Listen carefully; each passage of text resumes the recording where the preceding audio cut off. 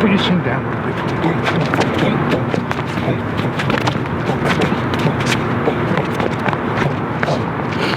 Boom, boom, boom, boom, boom. Okay, so what's the point? Well, I did a video a couple of years ago on how to punch through a defensive guard. Now, Nick wasn't with a defensive guard. What he was doing, he was just holding his hands like this. Now, on the video, interestingly, we had a lot of comments. Comments were basically that nobody just stands there with their hands up. And I was talking about specifically on the video we were discussing a cover-up guard. And I was saying to you that people cover up like this. So can you cover up like that? Okay, he's in the middle of a fight. This is a scenario. We're in the fight, boom, boom. Maybe I've caught him and I've winded him or I've hurt him and he's gone boom like this and he's covered up. Well, when the guy covers up like that, and this is what I was trying to explain on the video, is that you punch through the gaps. And the thing about the way that we punch, especially in Wing Chun, with a vertical fist and our elbow in, and this is the reason why I started the video the way I did, is that it finds these gaps quite nicely, because I can start to punch up, punch through, hit in.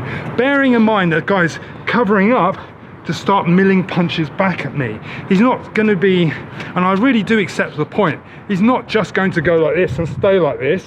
Of course he's not, but let's put it into scenario. Boom, I punched the guy, see he's winded, you're right, and now I pull his head down and I punch him. He's going to be covering up because he's surprised. I'm sorry I did that, Nick, but I did it for the element of surprise. That's the point.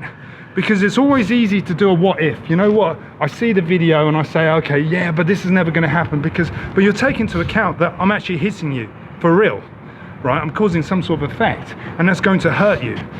The second comment I got on that video, and I'm going to put a link up for it, so if you check the card, whichever side it's going to be or whatever, okay, you'll see the video, you can watch it, and you can sort of, it's years old, it's about 3 years old. I think I used to smile in those videos. I don't smile so much now. I just laugh all the time because I can't take it seriously. Basically, the other comment we had was that nobody's just going to stand there and cover up. They're going to move around. Absolutely.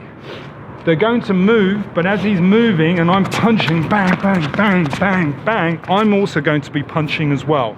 Okay, I'm also going to be following. So that's a simple comment response. It's very easy. The last thing, and this is the fun thing that I really wanted to get onto, which is the crook of the video, is that as I actually punch, and this is very true, and I do accept this, what people do when they cover up here is they move their arms. They move their arms, they move their arms and get ready to fire back. Or they just stand there and slug it out with punches. Now, if the guy is covering up, bang, and he's moving his arms, so move your arms, Nick, bang, bang, this is where the first exercise comes in, where, and I'm going to show it again because it's quite a good exercise to do, and you might appreciate it if you're open to new information and new ideas. The idea is that as he pushes my arm out of the way, I retract my hand and I hit. Okay? So what I do is I punch and I hit. I punch and I hit. So every time he moves like that, I hit. Move again, I hit.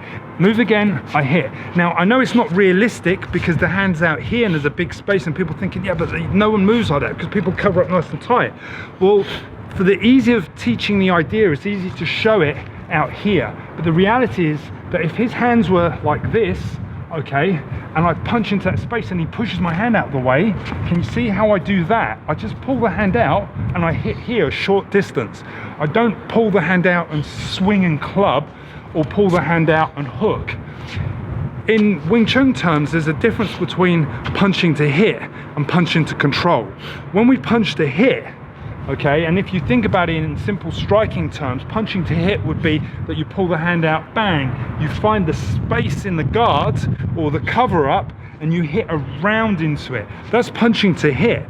The way that we look at it is we punch to control sometimes, which basically means that you hit into the arm, and where you hit into the arm, you try to stick and jam the arms. So sticking and jamming the arms means that from this position, there's less of a risk that the guy's going to hit me, and more of a risk that I'm going to jam his arms, maybe encourage him to push his arms out, which exploits other areas, 1, 2, 3, and allows me to drive punches on him.